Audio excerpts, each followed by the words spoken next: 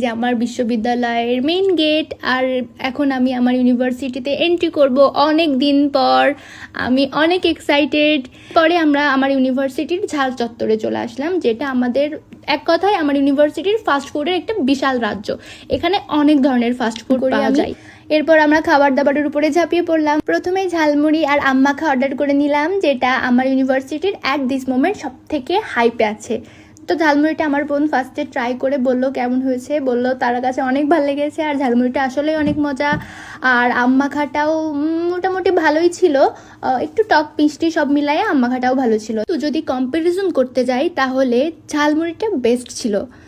আর এটা ঝালমুড়ি নিয়েছিল 10 টাকা, আম্মাখাও নিয়েছিল 10 টাকা। এরপর আমি ছোট্টবেলাকার স্মৃতি মনে করে ছোট্টবেলাকার আইসক্রিম অর্ডার করি। আমার ছোটবেলায় এর আইসক্রিমগুলো আমরা অনেক খেতাম।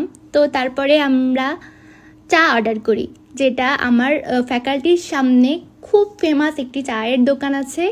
মামাটা অনেক মজা করে চা বানাই। চার সাথে পোড়া রুটি অর্ডার করলাম। তারপরে আমি অনেকক্ষণ ঘুরতে ঘুরতে টায়ার্ড হয়ে কমন রুমে কিছুক্ষণ ওয়েট করি। এরপর হালকা কমন রুমে একটা মিরর ছিল, আর মিরর স্ন্যাপ নিতে আমার খুব ভাল লাগে। তারপরে বাংলা ডিপার্টমেন্টে দেখলাম সাহিত্যের উপর একটি নাটক অনুষ্ঠিত হচ্ছে। নাটকের নাম সম্ভবত শাহজাহান নাটক। তারপরে আমাদের খিদে পেয়ে গেল, আর আমি একটি ট্রেন্ড ফলো করে দুইটা অপশন দিয়েছিলাম যে আমরা আজকে হলে খাবো নাকি খিচুড়ি খাবো। আর রাত্রি খিচুড়িটা সিলেক্ট করলো, এর জন্য আমরা স্পেশাল খিচুড়ি খেতে ইবির গেটে চলে গেলাম। এই যে আমাদের সেন্ট্রাল টিএসসিসি অডিটোরিয়াম, তারপর আমার ইউনিভার্সিটির এই যে সেন্ট্রাল মাঠ, আর সামনেই ডায়না চত্বর। তারপর আমরা বাসে উঠে পড়লাম, আর বাস ছেড়ে দিল কারণ আমাদের যাওয়ার সময় হয়ে গেছে। অনেকক্ষণ ইউনিভার্সিটিতে ছিলাম, 2টার বাসে আমরা ঝিনাইদহ ব্যাক করব।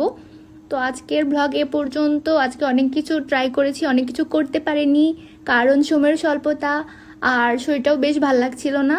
এর জন্য আজকের ব্লগটা এই পর্যন্তই। পরবর্তী ব্লগ দেখার জন্য সবাইকে আমন্ত্রণ রইল। ব্লগটা কেমন হয়েছে আমাকে জানিও, লাইক কমেন্ট ফলো করে দিও ভালো লাগলে। আর অবশ্যই আমার সাথে কানেক্ট থাকো। আমি অত প্রফেশনাল ব্লগার না, তার জন্য ভুল ত্রুটি হয়ে থাকলে সবাই প্লিজ ক্ষমা করে দিও।